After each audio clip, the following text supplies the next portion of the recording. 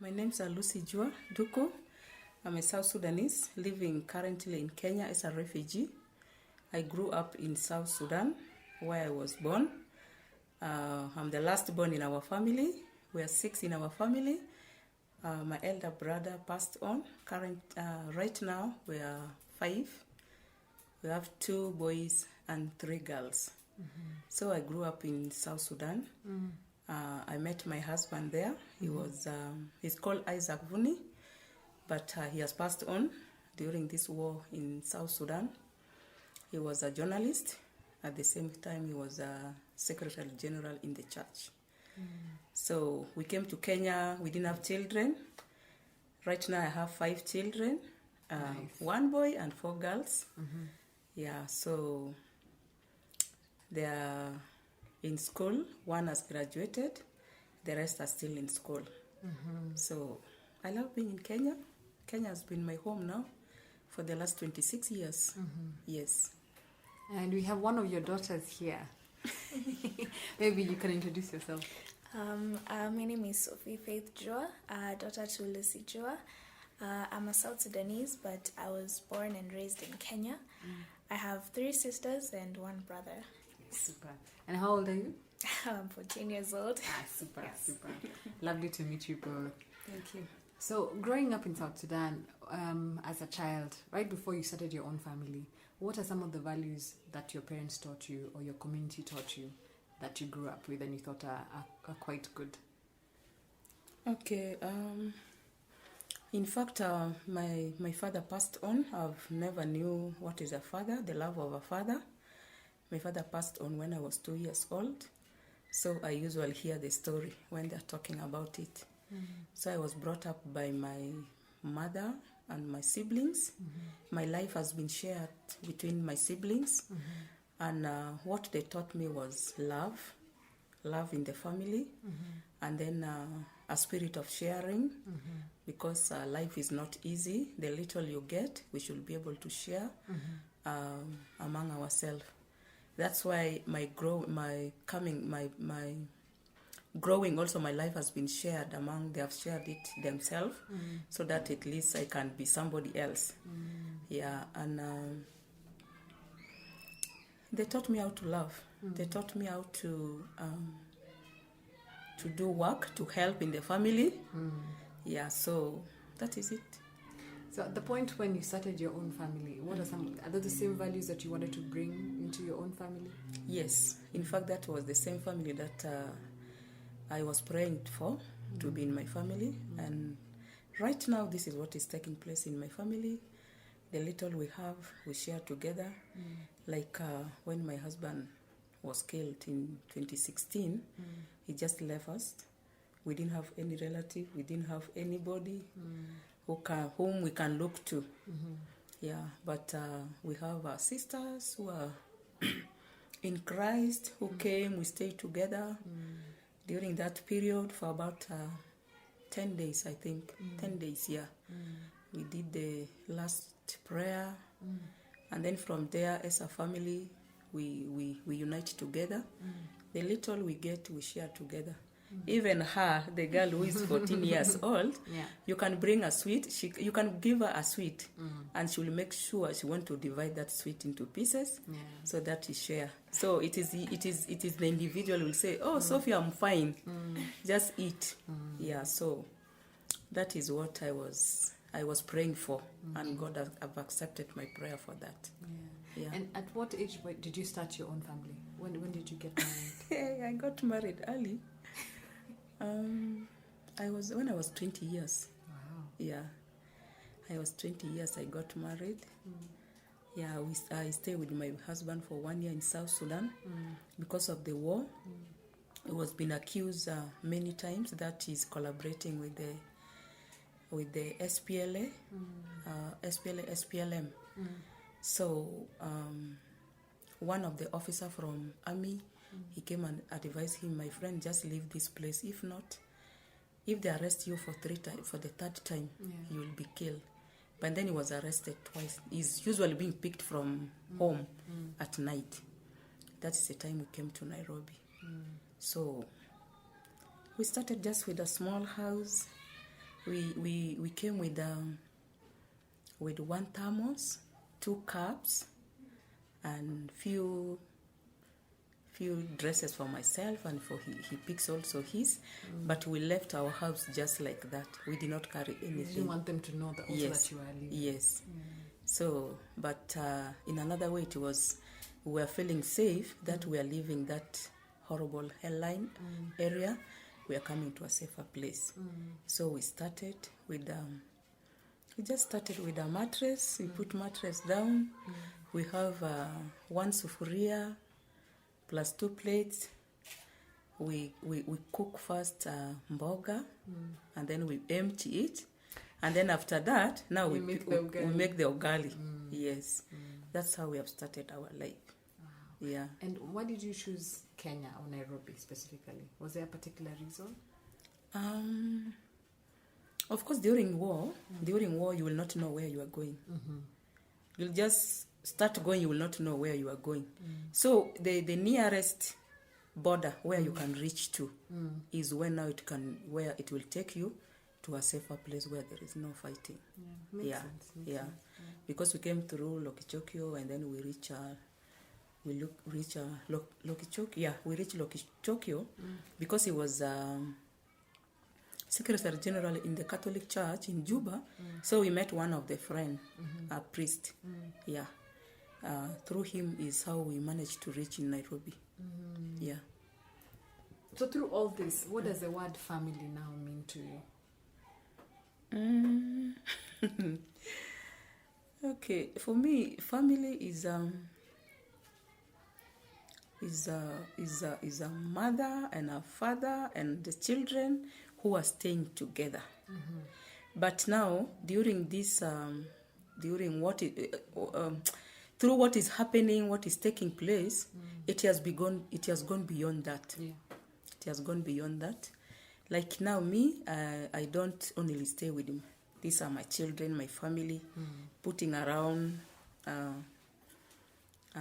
things around them that I have to protect them only. Because of the war, because of the neglect, what is happening, you'll find that in one way or another, a different person has joined your family. So a person who have joined your family, you look at them like that is your own family. Because if you are responsible for them. Like for me, I have kids who are separated, who are child-headed household. They come sometimes, they stay here. We stay together. What we are eating is what they are eating. What we are drinking is what they are drinking. Until they will get their place. So that's when they will go. So our family for me is just living together. They are happy. They are sharing the same environment, and they are sharing the same, let me say, the basic need that you share together. And how long have you been offering your house as a home for people in this way? For the last almost, since when? I think almost for the last 20 years now it has reached. Wow. So for you were born into this. Yes. Yes, I was. So tell me about now growing up and having your house be open and welcome to so many different people. Okay, I'm not sure. I can't remember a lot when I was a kid, but from a couple of years ago, there were some people who came and left, and when they came in, I didn't see them in any different way. There was a person who needed help, so I just saw them as a brother or a sister, welcomed them, and sometimes I would be shy to talk to them, that's true, but I would try my best, and at the end of the day, you'd find that we'd actually talk and become good friends, and up to today, I still talk to some of them. Oh, that's okay. Yeah. So yeah, I take them as brothers and sisters, even though they're not necessarily bound to, but we're not bound together by blood. I take them as brothers and sisters. Yeah. That's really wonderful. Does religion play any role in your life? I can see all the crucifixes, and I know your husband was part of the Catholic Church, but I'm curious about how you view religion. Yeah, religion, I think it plays a very great role in in my life, in the life of my children. For example, there was a time I was doing a training at a place called Amaniaju. So at Amaniaju, we have a program for children. Usually, it happens 3 times in a year, whereby they go there, the children will be taught. You know, these are children who came from the war zone. Some were born here. Some have witnessed what is happening to their parents or to their aunties or to their relatives, to their mothers, to their father, how they can be killed in front of them. And although those who have been born here in Nairobi, it's still in discussion in the house, they hear what is happening. They are aware. Like now, my husband, he has been killed. He was not sick, he was killed. You see, you know that bitterness, usually the children have it. So we usually bring the children together. I think all my children has gone that procedure for that program. It is called Amani Watoto. So they come together, we share the word of God. We talk to them how they can be the peace ambassador. If they grow up, they should not take revenge through the words of God. So it has really empowered them. Like those of Foni, they were part of the Amani Watoto. So usually they come 3 times in a year. And then they will be taught the word of God. And even me, being a mother, we have a time where after work, we are doing stitching. After work, we break. We go for a word of God. Yeah, you find in that group, people share what they have gone through. Sometimes you feel yours is much burden. You are carrying a lot of burden. But if you hear somebody sharing her testimony, you feel like yours is much better. So if you hear, it will give you encouragement. It will give you energy. It will make you strong so that you continue day by day. Although you don't have anything. We have come a long way. We have come a long way. Sometimes you go without anything. You don't have anybody whom you can ask. But for me, particularly, I said, there was a time I think for the last 2 days, we didn't eat anything. When I was still having fun, I think. So I knelt down, I pray with tear. I told God to give me something that I can do with my hands. I don't want to go and beg. Because begging from offices to offices, you will get tired. Sometimes you go, you don't get anything. And indeed, that time, God gave me something to do. I started, one of the organizations taught us how to do tie and dye. Oh, wow. Yeah, so immediately we finished, I started doing my own. So I was able to get something for my family. Slowly by slowly, I started how to stitch. I stitch a lot of bags. Oh. Yeah, stitch bags, I stitch table mats, I stitch table runner for things for babies. So I thank God for that. And he has answered my prayer. Yeah, so, and that's why I keep my hope alive. I keep my faith alive too. That's what is keeping me going on, the word of God. That's really beautiful. Yeah. I'd like to know, do you consider other kind of relationships, other kind of connections as part of family? Because you mentioned, being received at the border by somebody from the church, the church coming and staying with you those first 10 days, or the 10 days after the service. Are there other relationships that you have built that you feel like those also can expand and be called part of your family? Yeah, that can be part of my family. Because if you have already created that relationship between with somebody who is not your blood, and you are communicating well, that is already part of the family. Because you can have your family, but they are not. Like we are having families. I having brothers and sisters, but they are not here. Yeah. But I found a lot of Kenyans who are my family, whom we share together, whom we talk together. If you are in problem, they intervene immediately. Yeah. So, although they call it extended family, for me, I feel it is a family. Yes. Super. Yeah. So tell me about your beautiful household and how you run it. How do you divide the tasks? Who does what? Is there a roster? We don't have rosters because I think everybody is responsible. Yeah. But since this COVID-19 started, I think Sophie has taken the role in the morning. You wake up very early. She wakes up, she prepares tea for me, and then sometimes she mops the house. And yet we don't have a specific roster. All of us are involved in doing. Like if I'm mopping, like when I was mopping the sitting room, they were in the kitchen washing the dishes and preparing teas.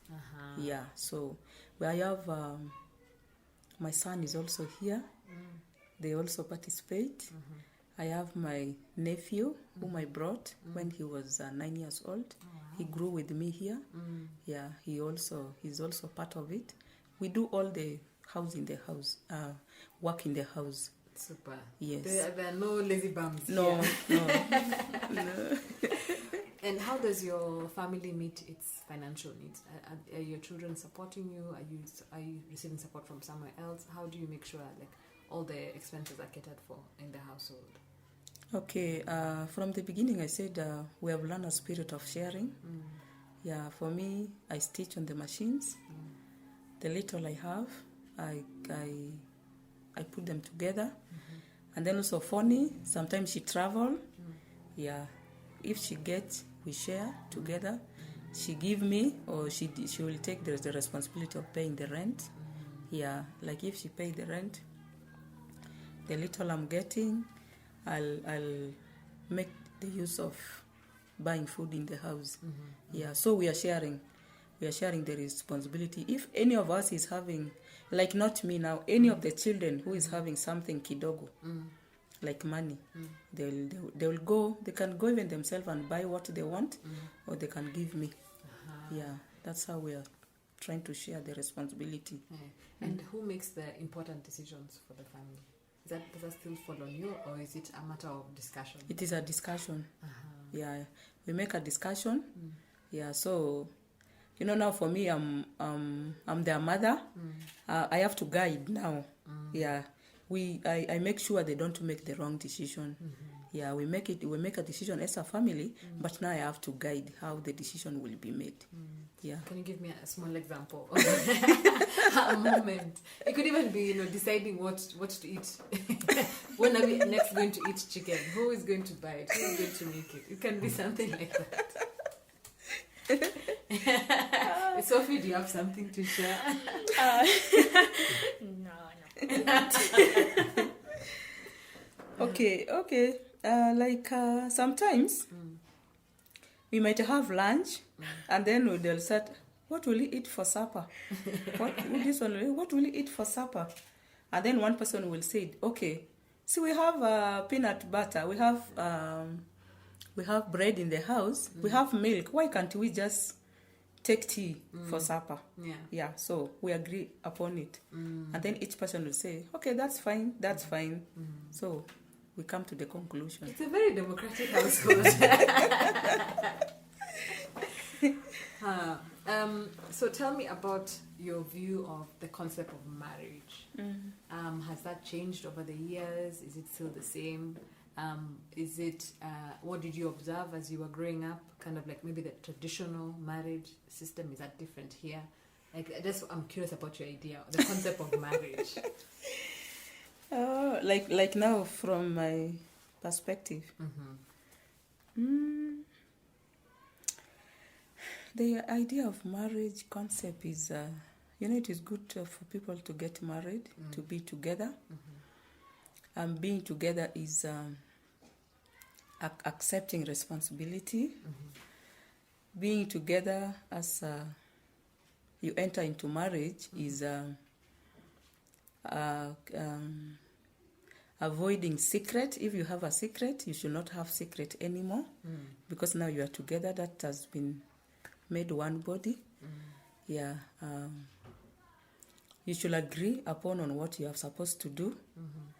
Yeah, because like back home, what I've learned when I was growing is the courtship you have to take for about some years, like from 3 to 4 years, for you to get married. And to get married is like that person whom you are talking to should accept you as a wife, and even you have to accept. Like if I have daughters now in the house, I have to accept my son-in-law who is coming in. Yeah, so that even my daughter who is going to that home, she should be accepted there. Yeah, so that to run, the marriage will run so smoothly. Yeah, that is what I used to know. But this day, there is nothing like that.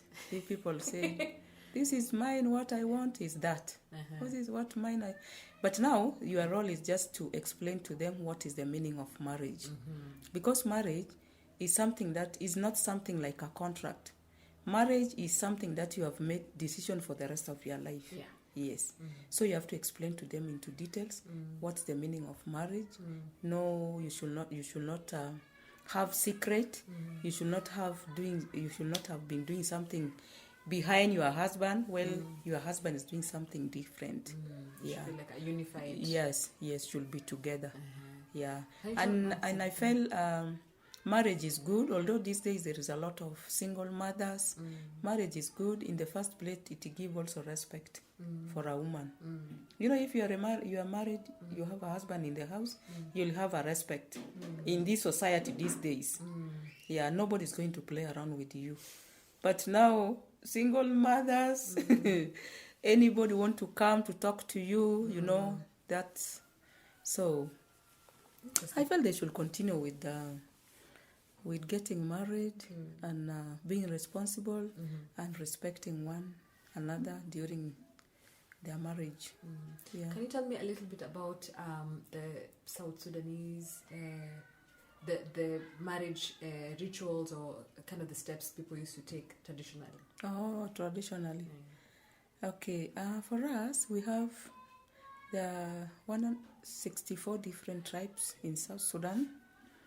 And they have their own way of getting married. But I'll speak on my side because others are getting married with cattle. Yeah. But for us, during the courtship, if you're please telling us what tribe that is so that we know. We are Madi, Madi, Madi. Yeah, that is called Madi. We are not large. We have a small number. We are bordering northern Uganda. Yeah. Our area is called Nimule. From Nimule to, if you are proceeding, going to Juba. Yeah. So that courtship, in between, it depends how long it will take. After the courtship, now if the two feel now they're okay, they can get married. Maybe they fought, they fight. During courtship, even people are fighting. Yeah. You fight now. You know the attitude of this one. Okay, we can manage. Yeah. Now the parents of the boy need to write a letter, an official letter. There are different type of marriage, but I'll start with this one. Like they will write a letter. After writing a letter, they will send somebody to bring it to the home of the girl. Yeah. So it will be given there. Now the elder of that home, they will sit down and read that letter. If they read that letter, they will reply. Yeah, they will reply. You can come on this day, and they write all the requirement that you are supposed to come with it. The first time. First visit, yeah, the first visit, like introduction. So they will put it like, our people, they got married with a lot of money. They will put like cows, not cow, goats, this amount. We have something like mafuta ya taa. Alafu tuko na kebereti. Interesting. Yes. Everything like... Yes, inaandikwa chini. Sabuni, kebereti, matchbox, alafu wallet. So unajua wallet unakuja kuhesabu pesa. We have that wallet, and then tuko na kitambaa. You come ukuja na kitambaa. Hiyo kitambaa it will be laid down. That money you come with it will be counted on that kitamba. After you finish counting money, Yeah. now you put it in that wallet. Interesting. Yes. So it's almost like also like starting something new completely. Yes. Uh-huh. Yeah. So all the requirement will be put down, Yeah. but you don't come with all those things at the same time. You come with the basic that is needed. Yeah. That is for the first visit. The second visit, you come now. At least what has been given to you to pay, at least you should reach 3/4 of it. Yeah. Now, if you reach 3/4, the second visit you have reached 3/4. Now, the third visit, you can come now and have this peanut butter. They will grind a peanut butter full of It's buckets. like a traditional, like it's actually part of the Yeah, dowry process. yeah. Now that one they are giving you the okay. You can go to the church with the girl, and then they will bring a goat. Yeah, this goat will be decorated. We'll put on a earrings. We'll put on a glasses, and then we'll put on even watch. Wow. And we'll tie a wrap or weka wrap hapa kwa waist. Nini kiteng nini leso. Yeah. That's a very fashionable. So this goat will be slaughtered. You will eat when you are eating this peanut butter. Yeah. So what they have been put on the goat, you will remove it one by one. You will remove the earrings and you pay money. You remove the glasses, you pay money. You will remove, so it is like that. It is just to make it fun. Yeah, to make it fun. Yeah. So now they will slaughter the goat and eat and cook. It will be served together with the peanut butter. So while eating the peanut, the groom, the grooms ni vijana. Wakitaka kukula hiyo peanut, now they will request money from the girls to open up their mouth to eat. A certain amount they have to pay. Yeah. After that, now even the girl are going to play their parts. Like if you ugali na peanut butter without water, sitakunyonga. Itakunyonga. Ikikunyonga, you call for water, you swallow, you ukunywa maji. They will say, okay, you are trying to undermine our culture. You have to pay some fine. Yeah, those are the basic I can remember. That's so good. Do you think that still happens now? Are people still doing that? It happens, but sometimes, like, dressing these goats, sometimes people are saying, these days people are Christian, so these people are what? So we should not dress these things. Yeah, it is not good. Like we have attended one in Nairobi here. They didn't want the goat to be dressed. So they say, we don't want. We are Christian. Yeah. And the funniest things in our tribe, if you are having relationship, you never eat chicken together with that boy. Ever. Even in a nini. Sophie is like so no can chick, nothing. Yeah, like during that but mostly during the when you are paying the dowry. Okay. Hakuna kupika kuku. Yeah, because wanasema kuku blood yake iko hot. Inaweza kunini hiyo. It is a belief. Inaweza hiyo marriage inaweza kuharibika. Oh wow. Yeah. But now when they pay all the dowry, hiyo nini, during the wedding they can now eat. Okay, after everything has been sorted out. Yes, they can. It's safe now. Yeah, it is now. The chicken has been cleansed. Yes, by the marriage. Yeah. That is It's so a lot of things. Yeah, a lot. so I can't even tradition. mention all of it.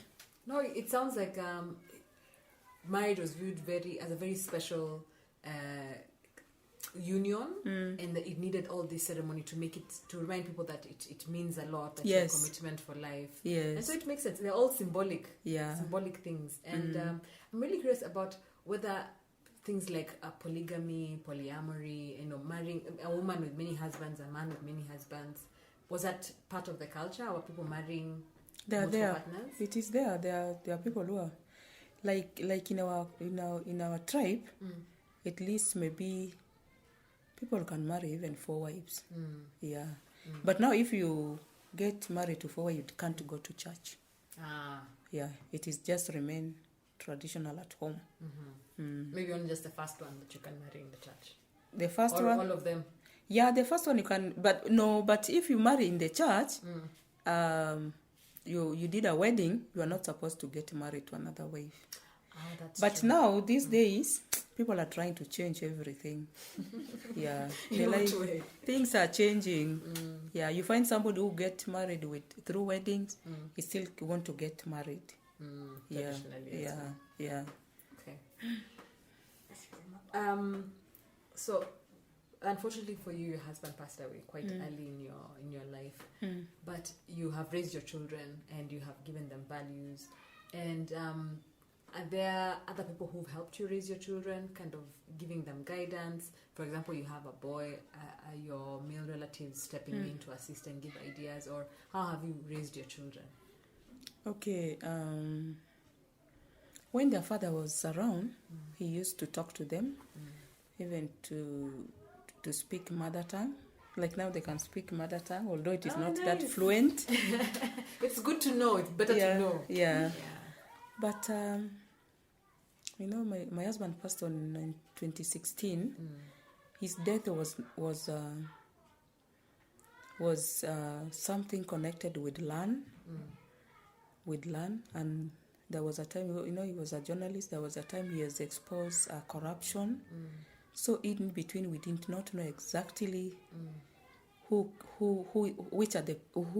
has killed him. And people back home, they were too feeling guilty. For the last 4 years, we have never communicated with them. Never. Nobody's calling. Everybody's quiet. Even us, we are quiet. At last, we decided with the children, okay, anywhere you can stay. Because you keep on looking for relatives and they are not helping you, they are not even communicating. It doesn't add any value in our family. So it is better for us to take away whereby we will be able to be united and run our own affair as our family. Yeah. Like what we know is our dad is not there anymore. But we will stick together to. Of course, before he died, he has a vision whereby he want to bring his children up to be responsible. So I told my children we are going to fulfill his vision. Yeah, that's what I told them.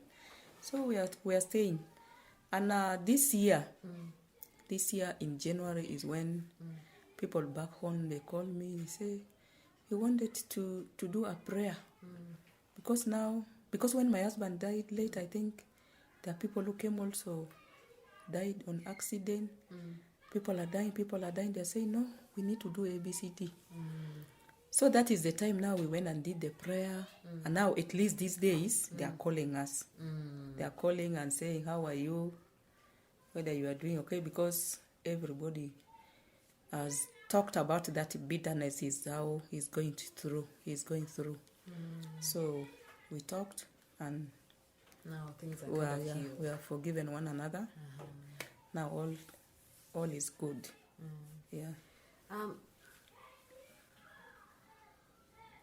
Who determines the educational path of your children? Is that something you discuss with them, like kind of like their ambitions and their career plans? Is that something you discuss together, or do they come to you and say, "Mom, I want to do this and this and the other"? Okay. For their career, they identified what they can do, and then for me is to support them in it. Yes. Yeah. You're very democratic and loving mother. Sophie, is that correct? Is that true? It's true. It's true. Yeah. So tell me about like your own like plans and ambitions that maybe you've discussed now with your mother. Okay. Right now, my vision is later in life, I want to become a doctor. I'm still not sure where the field that I will specify, but I was leaning towards psychology or maybe psychiatry. But yeah, I've talked to mom about it, and she says that it's actually okay, and she'll fully support me. And yeah, my aunt says that too, and they've given me the blessings. Yeah, That's good. That's really good. It's important that you feel like it's all connected. We don't separate the age. We just stay with them and take the responsibility until their times comes for them to go and be with the Lord. So like I will give the example with my uncle, who is now the only person who is left on the side of my mom. Like he's now very old. Yeah, he could not even walk. But the families are there for him. In generally, the family are there for him. Like the really daughter was not around sometimes, but when he got sick, I think last month, all the families, all the people who were around, even the neighbors, they came and they were taking care of him. Of course, he can't go for this. If you want to go for long call, he cannot go. He need to be held so that he can be taken. Yeah, so all the people, they came, they took care of him. But meanwhile, they were calling for his daughter to come. Yeah, because he was not feeling well at all. So for us, they consider that is a blessing. Yeah, so they don't separate, they don't neglect. And unless if somebody, there are people who grow in the community, they don't have children. Sometimes there will be a bit of challenges, but it's still, you find people are taking care of them. They still show Like up. like my mother-in-law, the mother to my husband. So when my husband was in Juba, we stayed with him in Nairobi here until he passed on. In my hand even. Yeah, so we don't neglect them. I can remember one day when he was very sick, I took him to the hospital. One of my neighbors was telling, "Why, Lucy, you are spoiling money for this old lady. Just take this old lady and leave her at Kenyatta and write a different name." I say, you know this lady, this old lady, has raised a lot of people who are now, they have potential in the community. We can't leave her until the time God will call her. Yeah. So they have that concern for the elderly people. Yeah. Although, now because of the war, there is a lot of people who went to the exile. They are coming back with a different attitude, this adopted attitude. Yeah. It's a shame, but at least you're still holding on to that's what you learned about love and sharing and taking care of each other. So now that you came to Nairobi and you were building your life here, can you talk about how many times you've moved, where you've lived as a family? If you can kind of trace all of that until here. Okay. Okay, the first time we arrived in Nairobi with my husband, we stayed with a family friend in Kibera for 45 days. From there, we moved to Kangware, where we were putting one mattress down with one sufuria. We stayed there for about, I can't remember the year, but maybe I can mention that the place where we have moved. We stayed there for some times, and then we moved to 46 near the market. We stayed there we did not even stay there for a year because the place was very cold and there was water coming in the house. So we moved from there, we went to Satellite, that side of Le Pic. Yeah, we stayed there for about 2 years. The place was not good. One day the attacks, they came and attacked us. My husband was beaten. He was beaten here. Like, we thought that he was going to pass on. He vomited the whole day. But the goodness, we managed to take him to the hospital. He was treated. From there, we moved back to Kangware in near primary school, Kangware Primary School. We stayed there for about 3 years. Yes, I think 3 years. And then from there, we moved to Nyakinywa Road. Wow, you have really moved around this city. Nyakinywa Road. We stayed there for 13 years. Wow. 13 years. No, not 13 years. It is less than that. Yeah, we stayed there. But now that was also when my husband was involved in an accident. He was sick. There was a lot of issues. We couldn't even pay the rent. Yeah, so we stayed there for some times. And the house was now small. The kids are grown up.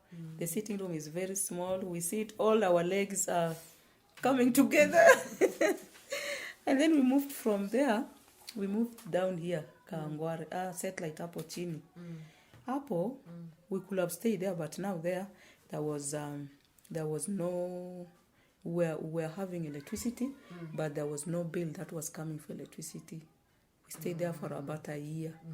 And then somebody told me, you have light and don't have the bill. One day they will bring a huge amount of money that you will not be able to pay. And they will say maybe you are trying to steal this electricity. And I was told it was connected through njia sio mzuri. So from there now we moved here. Yeah. And here, how many years have you lived here? 2013. Sahi ni ngapi? About 7. About 7 years, yeah. About 7. Wow. Yeah. So we are satisfied here. Yeah. We said from here, either we go to South Sudan or either, I don't know. Yeah. And I know you said that you don't talk to your family, but more recently towards the last 4 years. But prior to that, were people coming to visit you? Were you going to visit them?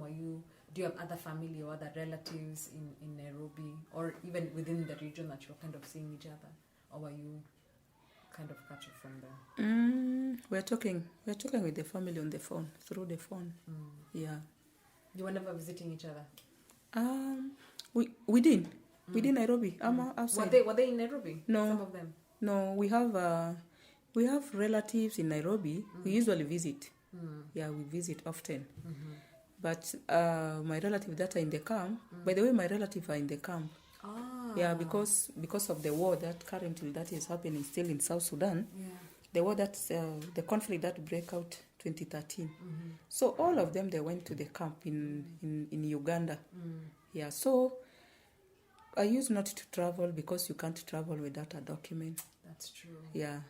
But later, when this traveling document of UNHCR, together with government of Kenya, I managed to get one. So I travel. About 2 years I was traveling now to see them in the camp. Wow. Do you think they'll come this way, or do they hope to stay in Uganda?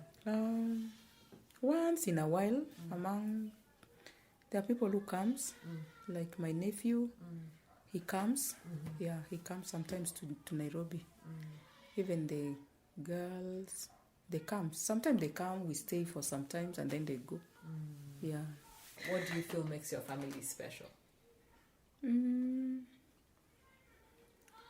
Okay, what make my family special, like my children, is so special to me. They protect me. They sit around me. Sometimes like I feel bitter. Of course, that one is there. It comes automatically. But if you have seen a child who is sitting beside you and they are sitting around me, it make you to laugh. They give you hope. Yeah. And then another way my children are so special. Let me say my biological children. They are so special for me because they care for me. They value me in their life. Yeah. I know we might have like they said, there is a saying where they said, if you don't have your own, somebody's child might love you, but not up to that extent where your child can give up to you. Yeah. And then for those who are around me, they are so special in life, of course. If they grow up, they will be able to deliver something in the community. Yeah. So they have that potential. They only need guidance and care, so that in future they will be able to deliver something in the community. That's make them so special. Because a child who do not have parents, if you have a child, you can look at your child so special, but that child is also special. It is only because they don't have their parents. So they are, I think, so that they will be able to deliver things in the community. Well, it's interesting you're saying community, because I know you're a community worker, and many of them, they call you mom. So how do you feel about that when they call you mom? I feel good because like I have one here who is a Congolese. He usually come, and if I talk, he say, yes, madam. I feel good, because as I've said, I don't want to see. I was talking to Fonny even. I say, one day it is only that this world is not good.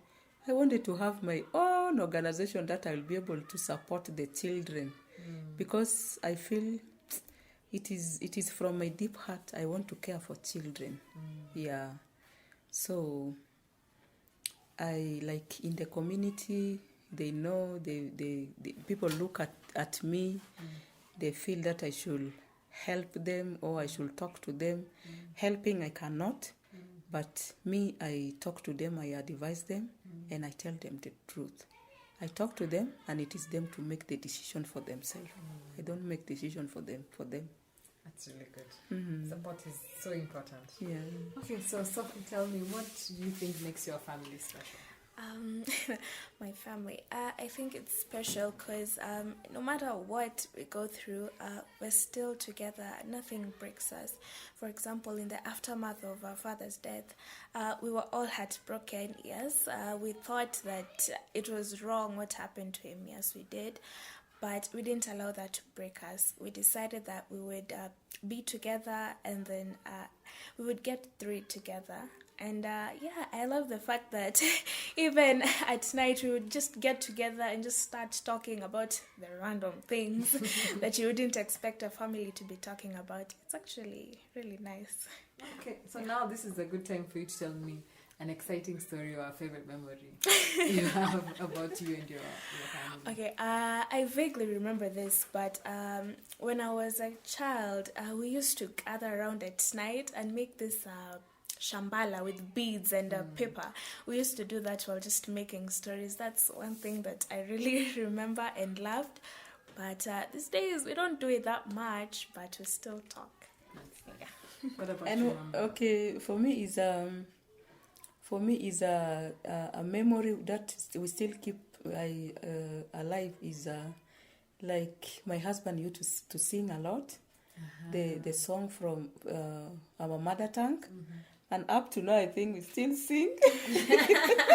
Can you give us a small chorus? So, we feel good. Like that song, we share together. And then, like, if they don't understand the meaning, I will tell it. I'll tell them the meaning. Can you give us a small hint?